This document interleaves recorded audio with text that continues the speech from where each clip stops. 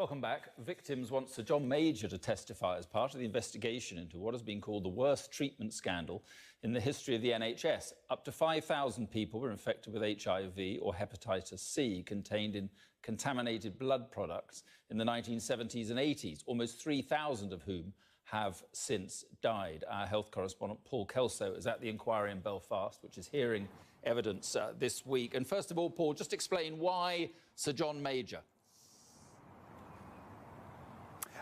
The victims and the infected and those affected, the families of those who have died, want John Major to take the stand ultimately in this inquiry because he is one of the living prime ministers who will have had some hand in the way the government handled infected blood, the fallout from the infected blood scandal as it emerged when it became clear. They say that many of the decisions initially taken by the Thatcher government, this came to public light in the mid-80s. Those decisions were then carried on by the Major administration. So he's the most senior figure available to answer questions. They also want many health ministers who will have served in that office over that time to take the stand. That will all come next year. At the moment, the inquiry is hearing from the victims.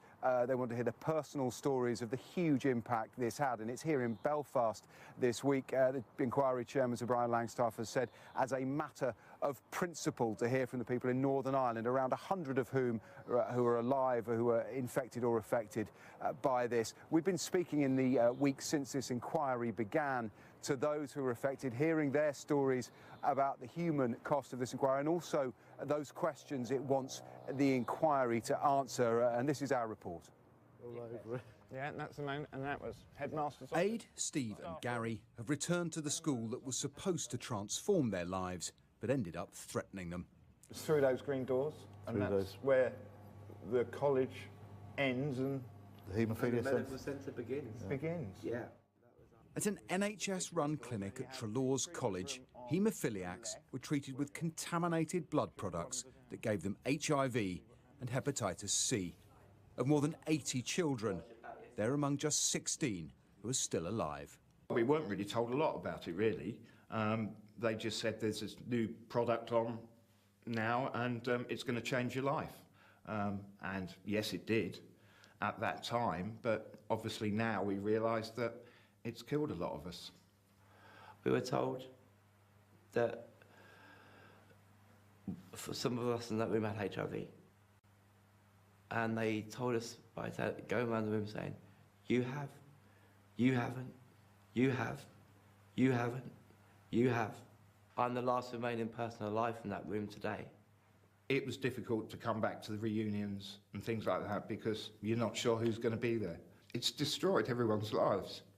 The infected blood inquiry resumed in Belfast this week and will today hear from Simon Hamilton, the chairman of Haemophilia Northern Ireland, who has hepatitis C and cirrhosis of the liver. I'm angry, yes. I feel betrayed by those who had a responsibility of due diligence to look after people like me. The brothers and sisters, if you like, in this process. I don't think we'll settle for another whitewash. Who was responsible for the greatest treatment scandal in the history of the NHS is a central question for the inquiry, the largest of its kind ever staged in the UK. These are just some of almost 2.5 million pages of NHS records that will be examined by the inquiry, and there are more than 5 million more documents from other agencies yet to come, all part of the process of establishing what doctors, officials and ministers knew about contaminated blood and when they knew it. Survivors, victims and their families have long believed there was a cover-up and want questions asked at the very top. The initial views taken by the Thatcher administration were carried on by her successor, John Major.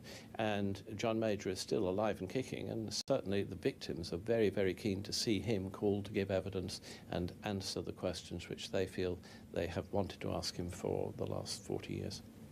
The forensic stage of the inquiry will begin next year. Until then, the victims around the country will have their say. Paul Kelso, Sky News. Yeah, and Paul, still live in Belfast. I mean, what are the chances of a former Prime Minister coming forward to give evidence? Well, Sir Brian Langstaff in this inquiry has full public inquiry powers. It does have the power to call witnesses and to compel them to do so. We've not had any response from John Major's office, nor from the other ministers. Some in the past, Ken Clarke, have been particularly dismissive about any suggestion there was any wrongdoing on his part, but it'll be the true test, really, of the confidence that the families have expressed thus far in this inquiry. But in terms of the seriousness of these issues, well, I only had to be here in Belfast today. This afternoon, we listened to two sisters giving evidence anonymously, talking about their brothers, two haemophiliac men who both died having been infected with HIV, potentially by their own parents injecting them with blood products at home that were supposed to change their lives. One of them, we heard, was living in a rural Catholic community here, wanted to keep his condition secret because he feared the stigma.